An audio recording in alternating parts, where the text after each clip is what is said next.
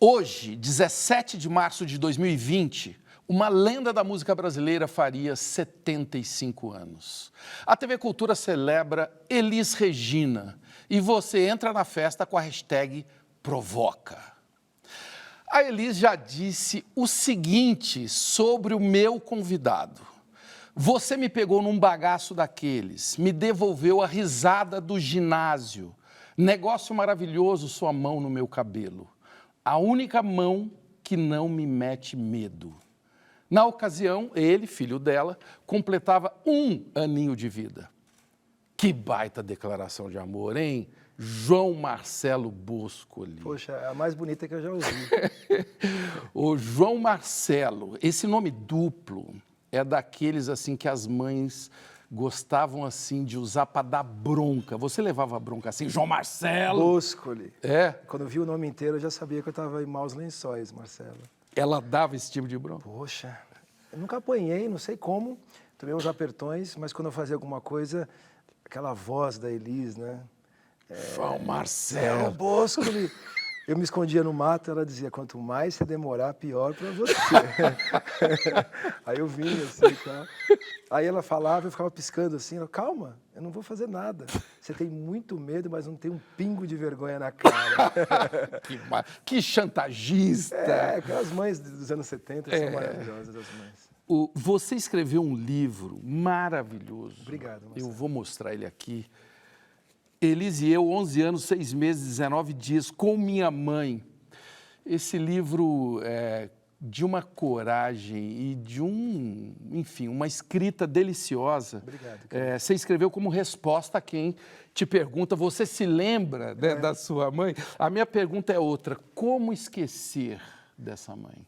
Minha dor é perceber que apesar de termos feito tudo que fizemos, nós ainda somos os mesmos e vivemos. Ainda somos os mesmos e vivemos. Ainda somos os mesmos e vivemos como os nossos pais.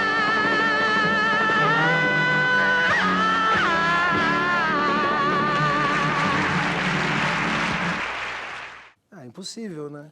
E quando ela morreu, fisicamente para mim, alguns médicos que eu visitei depois explicaram, né, que nesse momento talvez tenha acontecido, talvez porque é uma suposição, eu tenha pego todas as memórias e guardado, né, de um jeito especial. Talvez eu não lembrasse de tantas coisas se ela tivesse viva ainda, né? No livro Chega de Saudade, o Rui Castro descreve uma cena da Elis jogando a coleção completa de Frank Sinatra que o seu pai tinha, né? Essa pimentinha aí, ela podia ter rompantes desse... O que você acha que o seu pai causou para ela jogar essa coleção? O que ele causou? Ué, ele casou e esqueceu que casou, né? Ah, é? Ele casou e continuou levando uma vida de solteiro, né? Oh, meu Deus! Não, mas as pedras do arpoador sabem, as pedras da Niemeyer sabem. Aí, engraçado, porque ele me contou isso, né? Anos depois, e falou, meu filho, eu cheguei assim com o meu fusquinha conversível, né? E os vinis estavam como peixes no sol, assim, os carros passando em cima. Aí eu falei... Os discos do Sinatra, não. Aí eu me separei. Falei, pai, mas você separou por causa dos discos? Meu filho, os discos do Sinatra, né? Ele era tão louco pelo Sinatra que ele dizia que, assim, eu que inventei gostar do Frank Sinatra. Meu Deus! Então ela soube pisar no calo dele. Soube, imagina, muitas vezes. Uma vez ele foi ver um show da Elis no Canecão e ele disse que foi lá, assim, né, civilizadamente, e ela começou a cantar a música... Quá, quem riu, quá, fui eu. E ele falou que foi afundando, assim, atrás do copo de uísque, né? Com vergonha, ele na frente do Canecão, uma casa que ele inaugurou, né? Era uma cervejaria de um amigo dele. Ele falou, no final, estava vendo a sua mãe através das pedras de gelo, assim. Não sabia onde me enfiar. Agora cadê teu novo amor? Cadê que ele nunca funcionou? Cadê que ele nada resolveu? Quá, quem riu?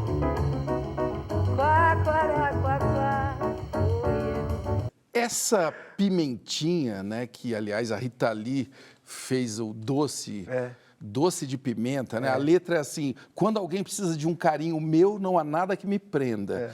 Mas se eu sentir que um bicho me mordeu, sou mais ardida que pimenta. Você conheceu bem esses dois lados dela, Sim, o carinho e a pimenta? Sim, e eu acho que isso é que deixava ela interessante, né? Era tudo intenso. Quem começou com esse lance da pimentinha foi o Vinícius, né? O Vinícius foi casado com a minha tia, Lila Boscoli. Teve 2 filhas, a Luciana e a Georgiana, que são minhas primas, né? E eu conheci o Vinícius não através do meu pai, conheci através da Elis.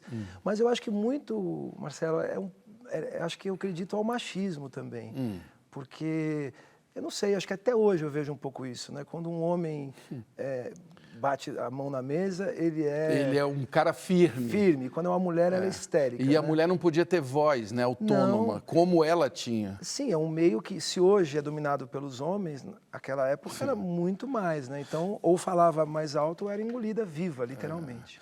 Muita gente conheceu só o lado pimenta dela. E aí é a minha interpretação agora, tá? As cantoras rivais, né? Mas há rivais?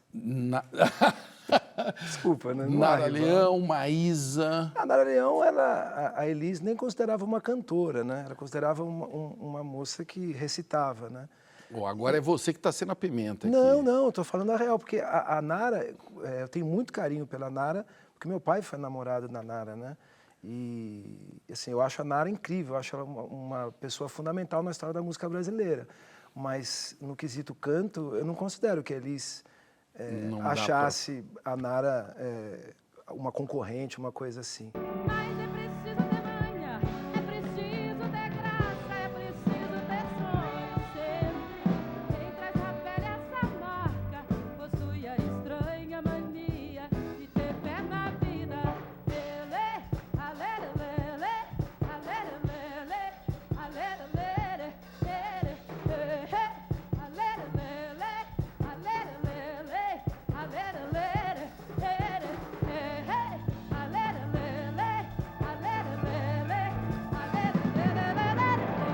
Você tem um ouvido privilegiado para a música. E eu Obrigado. quero que você me diga o seguinte, a cantora Bjork, ela disse uma vez o seguinte, a Elis vai a lugares que eu gostaria de ir, mas não tenho coragem. Que lugares eram esses que a Elis ia? Eu acho que a Elis, Marcelo, ela não interpretava, ela não parecia que ela cantava, ela parecia alguém tomada pela música. E você vê que todo final de música, quando ela abre o olho, parece que ela Voltou de algum lugar. Então, se a música falava de uma separação atrás da porta, ela ia para aquele lugar. Eu acho que era exaustivo isso, né? Ela se entregava. Completamente. Eu tive uma completamente. experiência com vossa mãe, quando eu era garoto, em 77, na Cava do Bosque, em Ribeirão Preto, eu vi ela cantando Falso Brilhante. Uau. E foi a primeira vez que eu vi alguém dessa estatura de perto. E levei um susto. E não sabia o que eu estava sentindo mesmo. E os meus amigos, eu percebi que eles não estavam entendendo o que estava acontecendo. E foi a partir dali, veja você, que eu decidi mudar minha vida totalmente, sabia? Sério? Eu estava numa escola militar, que eu, aliás, amo, a EPICAR, a Escola Preparatória de Cadetes do Ar, mas eu voltei para lá e pedi desligamento e vim para São Paulo. Então vamos lá. Você está me dizendo que você foi ver um show da Elis Regina. E levei um passe, Ótimo. saí de lá tonto. Eu falei, não dá para ter uma vida qualquer depois disso. Marcelo, eu posso falar isso? Eu gostaria, às vezes, de não ser filho da Elis para poder falar com mais liberdade. Mas eu já ouvi isso centenas de mesmo? vezes. Sim, e sempre me emociona. O amor nunca é demais. E eu acho que ela já mudou a vida de muitas pessoas. Fátima Scanoni, com o advento das plataformas digitais disponibilizando uma infinidade de conteúdo musical, qual o maior desafio para manter viva a memória da Elis Regina? Bom, eu queria responder para ela que meu maior medo quando a Elis morreu foi ela ser esquecida, como quase tudo e todos no Brasil. Você achou que poderia acontecer? Eu achei, porque, poxa vida, né? Eu não ouvia mais falar tanto da Elisete, da Silvia Telles, da Dalva de Oliveira. Agora, a Elis, eu não sei porquê, mas outras tantas pessoas com tanto talento acabaram sendo colocadas num lugar distante, assim. A Elis continua vigente, né? Então, o desafio não é da Elis, o desafio, na minha opinião, é das plataformas. As plataformas que têm que se preocupar em deixar a Elis lá. Porque a cada cantora nova que sai, a Elis está cantando melhor. Ai, ai, olha, vocês viram que a história aqui é longa. Eu acho que sim. No próximo bloco, o nosso papo é sobre o que une João Marcelo, Elis e toda a família à música. Vem na hashtag Provoca.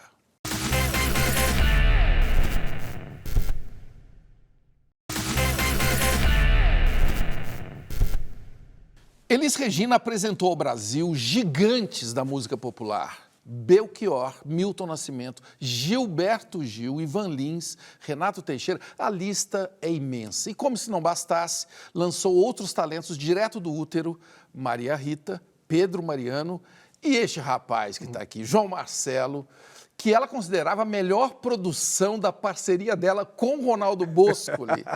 Ô, João, música se transmite por genética? Acho que sim. Ela me deserdou do ponto de vista vocal, deixou tudo para o Pedro e para a Maria. Mas sim, né? Eu acho que um bebê que é gestado durante uma temporada de shows, né? Ouvindo a voz da mãe o tempo inteiro, ouvindo as coisas através da placenta. E de uma turminha, né? Sim. A turminha em volta, além desses que eu já citei, Belchior, Ivan Lins, Tom Jobim, né? O Milton Nascimento é seu padrinho, não é isso? Exato. Tinha alguma chance de você ser bancário, jogador de vôlei? Eu acho que não, mas assim, nunca foi imposto, né? As coisas eram deixadas lá. E durante minha adolescência, nem o Ronaldo, meu pai, nem o César Mariano, eles nunca impuseram nada. Mas eu li recentemente que os pais têm uma grande influência na escolha profissional dos filhos. Se eu não trabalhasse com música, eu talvez trabalhasse como cientista, que é o negócio que eu mais admiro, assim, pesquisador. Cientista eu de dados, de música, provavelmente. Eu ia trabalhar com cognição musical, eu acho, para entender melhor a música. Eu tenho a impressão que o filho do artista, em geral, já está mais ou menos, já é até mais ou menos concebido de acordo com essa estrutura de trabalho da gente. De vez em quando, até no meio de uma viagem, né? Então já facilita um pouco a coisa. O cara já vem do nascedouro sabendo qual vai ser a barra que ele vai encarar. Uma pergunta que eu fiz aqui ao Condzilla. Condzilla. O que faz um produtor musical? O produtor musical, a função dele se divide em dois hemisférios. O lado prático. Ele é responsável por todas as decisões práticas. O estúdio que vai ser gravado, o microfone... Os músicos. Pagar as pessoas, assinar todas as liberações, todo o aspecto prático daquilo.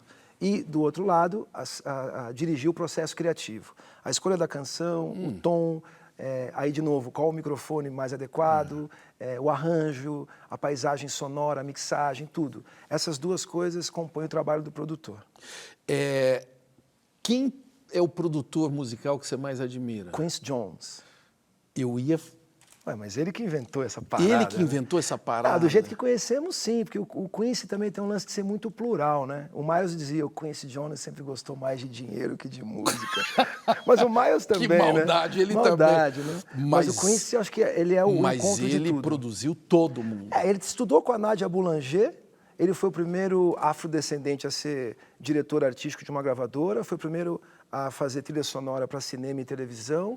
Sinatra, Michael hip hop, ele foi o primeiro a falar que o hip hop está aqui para ficar. Trabalhou com música eletrônica com a Andy Carlos, né, que antes era Wendy, né, e mudou de sexo já. Então, assim, o Quincy, ele tem... Transformou a vida artística até de quem já era muito bom. Sim. Sem o Quincy não teria o Michael, né? Que coisa. Não teria, cara, mas não teria mesmo. Assim. Sério? Claro que não, imagina. Não há dúvida. O João, quando você escuta uma música, no que você presta atenção? Uau! Eu tento ter o ouvido que eu tinha quando era moleque, de ouvir o todo. É muito difícil, porque depois que você começa a trabalhar, você ouve... Você tem mais dificuldade de ser surpreendido. Exato, e você vai ouvindo por sessão, né? Você ouve a bateria, você ouve os metais, você ouve aquilo. Eu sempre tento ter o ouvido da primeira audição ouvindo o todo. Aquela primeira audição onde você ouve o instrumento que está solando, sente o ritmo e tal, e fica aquela grande massa sonora, aquele grande coletivo, assim. Aí depois, eu me flagro sempre aproximando o zoom de um assunto, aproximando o zoom de outro, e eu me esforço para não perder o encantamento e conseguir ter aquele ouvido que ouve o todo. Esse ouvido é muito difícil. E hoje ela vive lá no céu, ela vive bem juntinho de Nosso Senhor. De lembrança guardo somente suas meias, o seu sapato. Iracema, eu perdi o seu retrato. Músicos e produtores dizem que a Elis gravava sempre de primeira. Sim, é verdade. E na sua vida como produtor, você conheceu alguém assim? Os filhos, Os filhos? sim. É um take, 2 takes e foi. É assim, pelo menos comigo sempre foi assim, né? Inclusive, alguns músicos falam que a Elis ouvia um acorde e falava, não é esse não. É isso por isso que Que eu falo. ouvido que ela tinha, a Elis? É o ouvido de quem realmente ouve um acorde e sente aquele acorde como se fosse um sentimento humano. A música é a tradução sonora de sentimentos humanos, na minha opinião. Então, o que eu acho curioso é o seguinte, tem alguns artistas, cantores, que se você colocar um acorde maior ou menor, ele não percebe a diferença, né? A Elis, em alguns acordes, o César tirava um dedo ou acrescentava uma outra nota, ela virava para trás na hora. E ela acabou conquistando ele quando ela perguntou, né? Por que alguns acordes me doem aqui? E ele falou, o mesmo lugar onde me dói, né? Então, cara, é um acidente genético a Elis. Não é bom usá-la como referência. Porque não vai acontecer de novo. Olha, e eu quero falar de uma experiência que você teve, que foi reeditar os discos. Sim, fiquei muito assustado. Da sua mãe. O que te assustou? Você descobriu o que neles? Cara, primeiro eu fiquei assustado de ver que as vozes todas que tinham ido para o disco eram as vozes guia. Aquelas vozes que o cantor, o artista fazia para a banda ouvir e conseguir tocar a música. Né? Servia de guia mesmo. Literalmente. Literalmente, e depois o artista vai lá e coloca a voz. Então, de cada 10 faixas, entre 7 e 8 que foram para os discos da Elis eram voz guia. Então, o que eu vou falar depois disso? E outra coisa que me assustou muito foi ela rindo no tom. Ela ria no tom. Aí eu joguei lá no afinador, né, para poder ver as notas, e estava em cima das notas. Eu falei, a mulher ri no tom, esquece. Essa experiência deve ter sido muito tocante, né? De arqueologia sentimental também. Eu trabalhei com a maior cantora que eu poderia ter trabalhado, né? Que então, por acaso era sua mãe. Ao mesmo Você tempo, né? teve algum resto de áudio dela falando coisa? Sim. No estúdio? Sim. Parece que tem um sobre você. Ela falando com um tom, né? Tom, essa noite o João Marcelo não me deixou dormir, estava falando e tal. É delicioso. É que eu tenho outras gravações dela falando de mim, mas quando eu vi essa, foi fogo. E quando a gente estava fazendo o Elis e Tom, ela, César, começou a chamar o César, eu olhei para ele, rapidamente, falei, deixa eu sair do estúdio e deixar ele lá sozinho, né, com as coisas dele, né. Meu Deus. É legal demais. Olha, eu vou dizer uma coisa.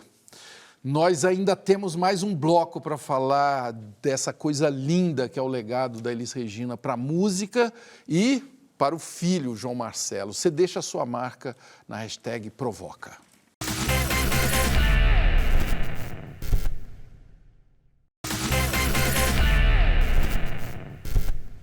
No dia 19 de janeiro de 1982, eu estava dirigindo o carro da minha família, voltando de uma viagem de férias, quando começou a tocar Elis Regina no rádio, uma atrás da outra. Eu, que era doido por ela, fui entrando assim numa espécie de um êxtase na estrada quando me bateu uma bad trip, como se dizia naquela época. Ô João, você relata aqui no seu livro, assim, com muita coragem, que você ouviu centenas de pessoas contando onde elas estavam. É verdade. Não é? No dia que a Elis morreu. Qual é a sua memória desse dia? É uma memória nítida, né? A gente tomou café da manhã junto, cedo. Ela falou que à tarde a gente iria fazer compras, num shopping, alguma coisa, comprar umas roupas. E depois morreu. E tem um negócio que a Rita Lee ela fala no prefácio desse livro aqui que eu já mostrei, que você escreveu, que ela fala que se soubesse o que você passou quando a Elis morreu, ela teria pegado você para criar. Teria sido muito divertido. Tão bonitinho, né? O que você passou? Na verdade, é o que muitas crianças que perdem a mãe, perdem a família, passam, né? Eu não posso acreditar que o meu drama seja o maior de todos, né? Até porque eu recebi muito amor, né? De pessoas que eu não conhecia, assim. Todo mundo foi muito bacana comigo. Mas é um vazio, né? Você sente que você perdeu tudo, né? E você teve também decepções com pessoas que mudaram de atitude depois? Sim, claro, claro. Porque eu acho que quando você conhece um artista, né? E você tem algum interesse nele, um dos caminhos mais seguros é você agradar os filhos, né? Então, você é pai, eu sou pai. Se meu filho elege alguém, meio caminho já está andado, né? Te encanta, né? E aí, a partir do momento que a Elis não estava mais lá, não tinha nada mais a ser desejado, do dia para a noite, em poucas horas, o comportamento dessas pessoas mudaram. E tem uma particularidade louca, até por conta desse período tão curto, né, de vida artística da Elis, ela viveu só a ditadura, né? Ela não viveu o depois disso, não é? Sim, é verdade. Ela viveu dentro dessa pressão. Quando a Elis chegou, era o dia que estava tendo a tomada de poder, né? Estavam os tanques na rua, ela chegou com meu avô de ônibus. O que está acontecendo aqui, né? Não estava entendendo direito, né? E a vida inteira foi uma vida onde as canções eram colocadas muito de maneira cifrada, metafórica, né? Ela gosto. no Jogo da Verdade, aqui na TV Cultura, é um programa que vale a pena assistir inteiro. Eu gosto Ele muito. está cada vez mais atual, inclusive, esse programa. Assusta um pouco a noção de tempo e espaço. Assusta uma previsão que ela faz no Jogo da Verdade. Vamos ver. A hora está errada. Eu acho que aquele anticristo dos 666, o cavaleiro do Apocalipse, está solto. Está solto, bicho, não é possível, é muita confusão. Não é só mais 666, sem retorno, sem ponto final, 666 está solto. Já nasce um de bigodinho, tudo de novo. Você vai ver, já acontece. O que é isso? É bola de cristal? Né? Eu acho que eu olhava os fatos e ia construindo. O cheiro da intolerância, né? Eu acho que sim. Do autoritarismo. Você hoje sente esse peso no Eu acho ar? que, se não é oficial, está partindo estranhamente da própria população, né? De vigiar o outro e algumas pessoas, eu e alguns amigos, eu me flagro fazendo uma autocensura, eu paro, entendeu? Sinto que sim. Você tem algum exemplo real de autocensura? Sim, eu ia falar alguma coisa e falar, poxa, será que eu falo isso ou não falo, né? Com relação a uma posição do governo, alguma coisa assim, e tendo medo da intolerância, né? E eu acho que das coisas mais interessantes que a gente tem é o diálogo. Eu tenho amigos que pensam completamente diferente de mim, ainda bem, né? Você passou, nessa época da separação da Elis, uma coisa que na época nem existia, essa expressão alienação parental. Sim. A sua mãe te afastou do seu pai. É verdade. O que ficou desse afastamento? Ficou o perdão, né? Que ela me pediu antes de morrer, né? Ah. Porque ela ficou um tempo em São Paulo e eu junto com ela. Na verdade, ela não me proibiu de ver o Ronaldo. Ela foi minando a figura dele, assim, né? Através do silêncio, através da ausência, ela foi dissolvendo a figura dele. Então, quando eu percebi, ele já não era tão importante para mim. E aí, num determinado dia, minha mãe chegou para mim e falou, João, eu queria te pedir desculpa por ter separado você do seu pai. Eu confundi os papéis de mãe e de esposa. Aí eu fiquei chocado, né? Eu falei, eu queria que você falasse com ele, eu queria que você me perdoasse. Você me perdoa? Aí eu falei, como não, né? Claro que sim, né? Agora você vai falar com o seu pai. Eu falei, com o Ronaldo, né? E foi muito bom. Eu acho que se ela não tivesse feito isso, eu não teria, depois da partida dela, conseguido conviver tão bem com ele. Mauro Bernardes, pergunte a ele quanto que acha que a irmã imita a mãe. Imita? Não sei, não acho que imita, não. Eu acho que elas trafegam na música popular brasileira. O timbre dela, uma vez eu conversei com o Ed Mota, que é um cara que eu respeito muito. A gente estava vendo um show da Maria, ele falou, cara, eu não acho tão parecido. Eu falei, eu também não acho tão parecido assim. É uma escola musical. A Maria, Rita, é um banho musical ver o show da Maria. Mas o timbre me lembra bastante. Então, lembrar é uma coisa, porque é um músculo, né? É como fisicamente... É um músculo que, aliás, veio da mesma cepa, né? Então, mas se você vê que o cara a ser estudado é o César Mariano. Por quê? Porque os 4 filhos dele, com 3 mulheres diferentes, os 4 são brilhantes musicalmente. Então, o César que merece atenção nesse caso. O César é o cara.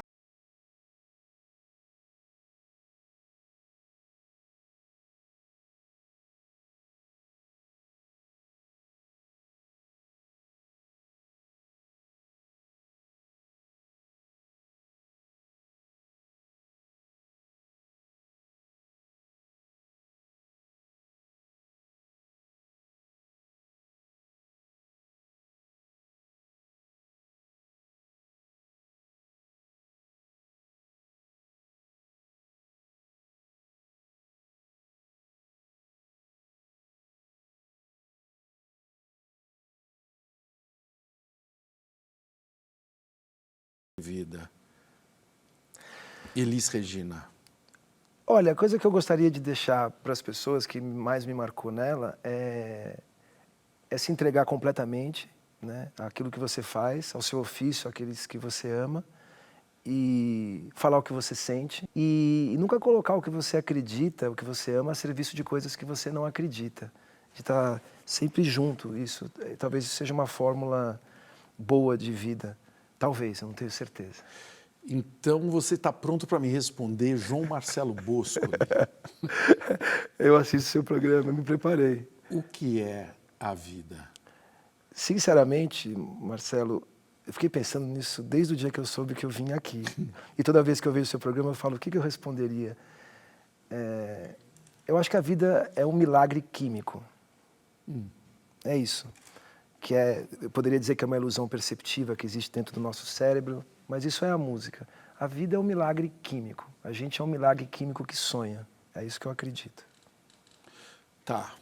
Essa é a resposta que você decorou. Agora eu quero saber, João Marcelo Bosco, o que é a vida? Não sei, Marcelo.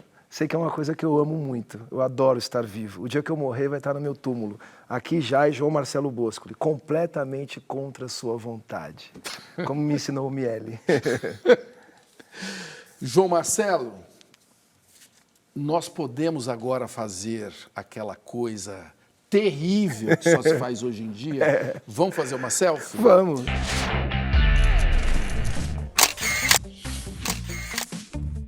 Ô, João Marcelo, nesse aniversário de 75 anos da sua mãe, que presente que o Brasil pode dar para ela? Ouvi-la, vê-la falando e ouvi-la cantando. Ela ficaria feliz, foi para isso que ela viveu. Então você continua aqui na Cultura. Claro. Obrigado, querido. Obrigado, Marcelo. Vamos continuar celebrando Elis aqui na Cultura por isso aí. muito tempo essa semana e para sempre. Valeu. Isso. Tchau.